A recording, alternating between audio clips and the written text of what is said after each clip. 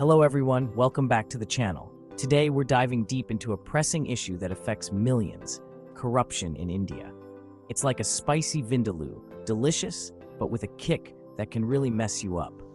Understanding the roots and ramifications of corruption can help us envision a path towards reform. So buckle up, because we're about to unpack this complex issue, layer by layer.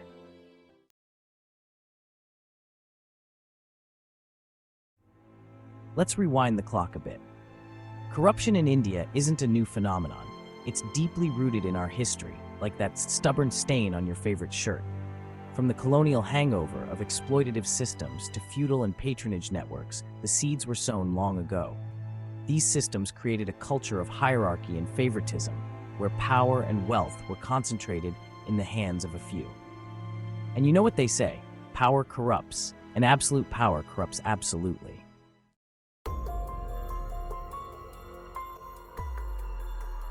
Now, imagine a chain where some links are made of flimsy material. That's India's institutional framework. Our judiciary and administrative bodies, while meant to uphold justice and fairness, sometimes buckle under political pressure. It's like that friend who caves in when offered a free samosa. Their integrity crumbles. This susceptibility to interference allows corruption to thrive, as those in power can manipulate the system to their advantage.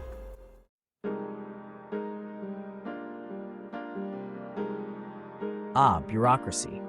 It's like trying to navigate a maze blindfolded while wearing oven mitts.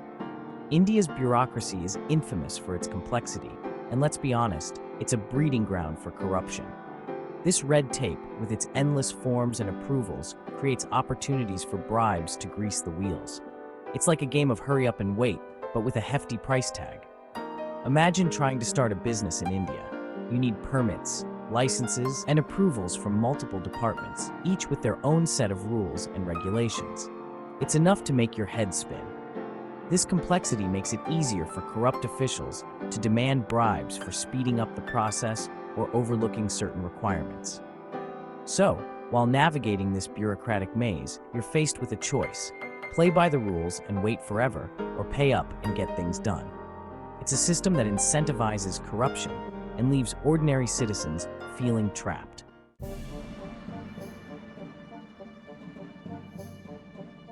Transparency in government is like sunlight. It's the best disinfectant. But in India, we're often left in the dark. The lack of transparency in government operations creates a fertile ground for corruption to thrive. When information is hidden, it's easier for shady dealings to take place without scrutiny. Think of it like a restaurant kitchen with no windows. You have no idea what's going on behind closed doors. Are they using fresh ingredients? Are they following hygiene standards? You just have to trust that everything's okay. But when it comes to government, we can't just blindly trust. We need to see what's cooking. Without transparency, there's no accountability.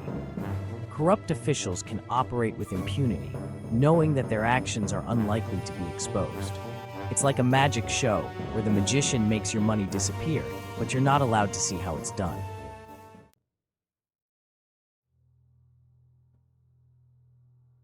Now, let's talk about the elephant in the room: political corruption.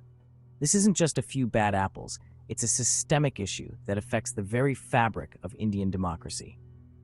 From vote buying to nepotism, corruption in politics is a major obstacle to progress. Vote buying is like a corrupt version of Black Friday. Politicians offer cash, gifts, or favors in exchange for votes. It's a blatant attempt to manipulate the electorate and undermine the democratic process. It's like saying, "Hey, I know you're supposed to vote for the best candidate, but how about I sweeten the deal with a little something extra?" Then there's nepotism, where politicians favor their family and friends for government positions, regardless of their qualifications. It's like a family reunion where the only people getting jobs are your relatives, even if they have no experience in government. This kind of favoritism erodes public trust and creates a system where loyalty trumps merit.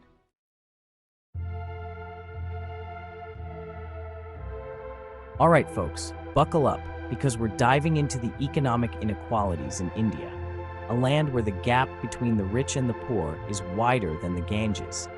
It's like a Bollywood movie, where the villain is poverty and the hero is, well, struggling to get a decent paycheck. This disparity creates a breeding ground for corruption, where the poor are often forced to bribe their way to basic services, while the wealthy can buy their way out of trouble. It's a vicious cycle that keeps the rich getting richer and the poor, well, you know the rest.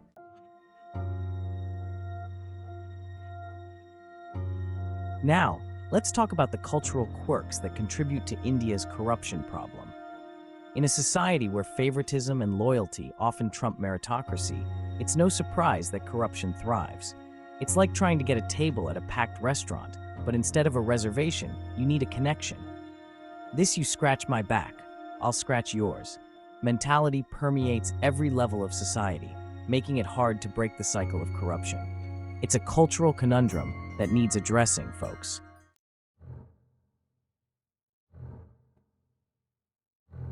Ever tried speaking truth to power? It's not easy, especially in India, where whistleblowers often face intimidation, threats, and even violence. It's like trying to expose a scandal in a Bollywood movie, except the director might just write you out of the script. Without strong legal protection, folks are afraid to speak out against corruption, allowing it to fester in the shadows. To truly tackle corruption, India needs to empower its citizens to expose wrongdoing without fear of reprisal.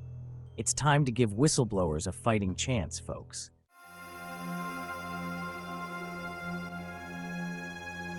All right, folks, let's talk about public services in India. You know, the essential stuff like healthcare, education, and infrastructure. Sadly, these sectors are often riddled with corruption, leaving ordinary citizens to bear the brunt. From bribing officials for basic services to shoddy construction projects that line the pockets of corrupt individuals, the consequences are dire. It's a classic case of survival of the richest, leaving the most vulnerable to suffer.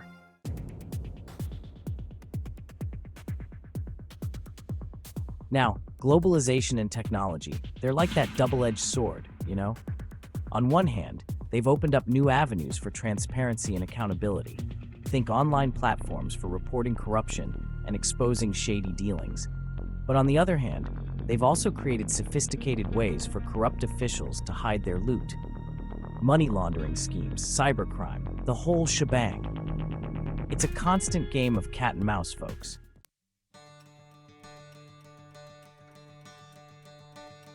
Addressing corruption requires our collective effort towards institutional reform and cultural change.